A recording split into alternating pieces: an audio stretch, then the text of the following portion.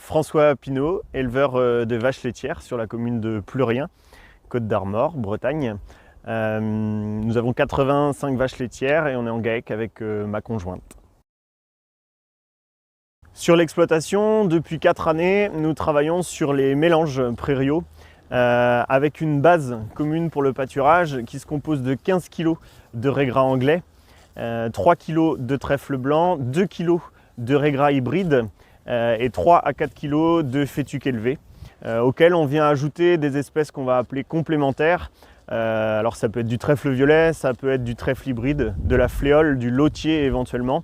Le but étant d'avoir des mélanges qui s'adaptent à nos besoins et aux besoins des animaux.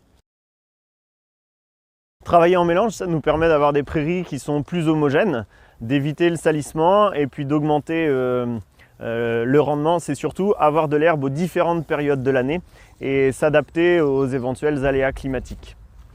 On pense aussi que d'un point de vue alimentaire, on a à proposer à nos animaux de l'herbe qui, tout au long des saisons, est de qualité. Alors ce qu'on observe nous sur l'exploitation, c'est qu'avec ce type de mélange, on a quand même des meilleurs rendements avec des espèces qui se complètent bien entre elles. Et puis ça nous permet derrière d'avoir une alimentation qui soit bien adaptée avec ce qu'on veut faire au niveau de notre production laitière. Les limites et puis les questions qu'on a encore, la limite c'est le coût quand même à l'implantation. On multiplie les espèces, donc ça, en termes de budget, ça fait quand même. Et puis est-ce que nos prairies vont rester homogènes comme ça dans le temps et puis vont se pérenniser en l'état avec une bonne proportion de légumineuses, une bonne densité et puis des graminées qui restent intéressantes pour ce que l'on veut en faire. Si j'avais un conseil à donner pour se lancer dans la mise en place de prairies multi-espèces sur son exploitation, c'est déjà bien réfléchir à l'utilisation qu'on veut faire de ce mélange, bien réfléchir aux espèces mais aussi aux variétés qui vont composer ce mélange pour qu'il soit le plus adapté possible.